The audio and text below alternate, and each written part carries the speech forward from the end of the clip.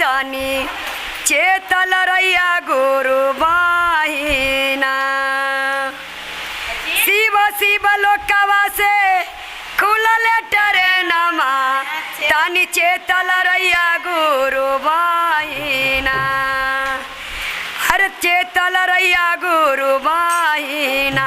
अरे बिना रे टिकटवा के चढ़ाली ट्रेन जिया राधा कर धक्का करे गुरु बहिना।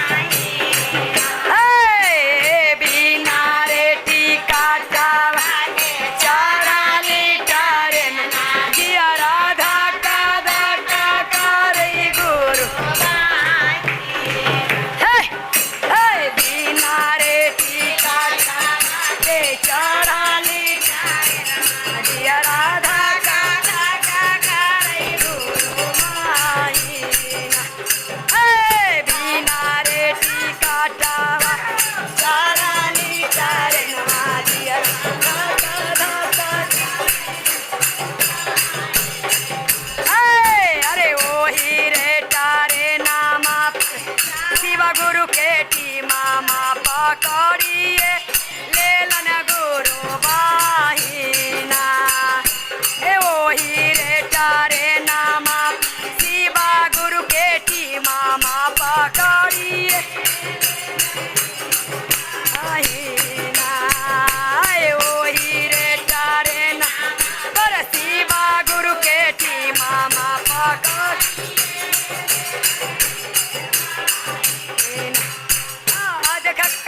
गुरु जी हथवा हाथ करिया देलन गुरु दूनु बेरिया। हथवा हाथ करिया देलन दूनु बे कमरा मोटा कारा सरिया देलन। कमरा मोटा कारा सरिया देलन बिना बिना रे टिकटवा के चढ़ा ट्रेन जिया।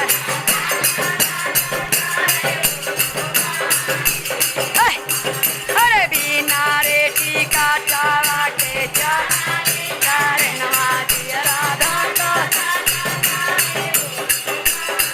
अरे नाहिरा में मम्मी पापा बस के न पारा देसावा।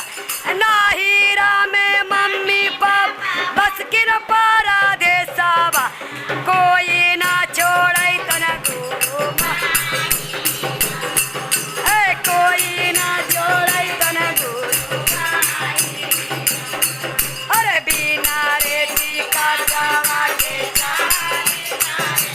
जिया राधा का करे बिना बिना रे टिकटवा के चढ़ाली ट्रेन जिया राधा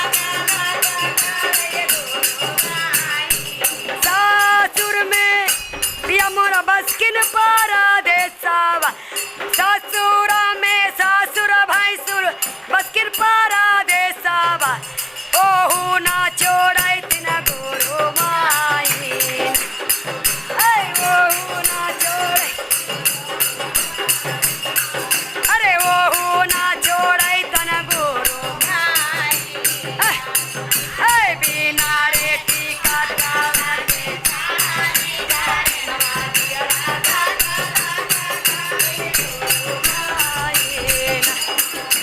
बिना रे टिकटवा के ट्रेन जिया राधा।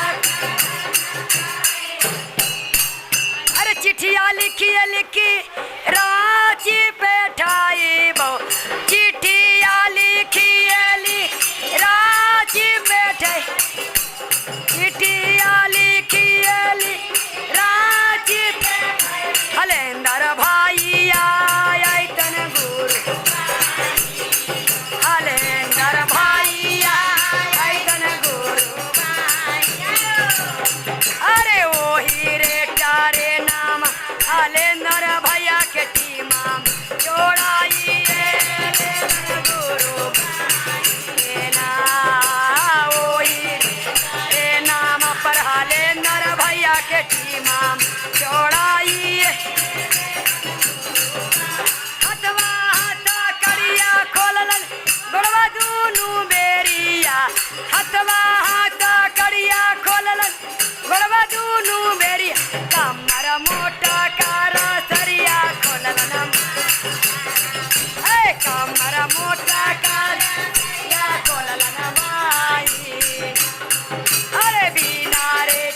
टाटा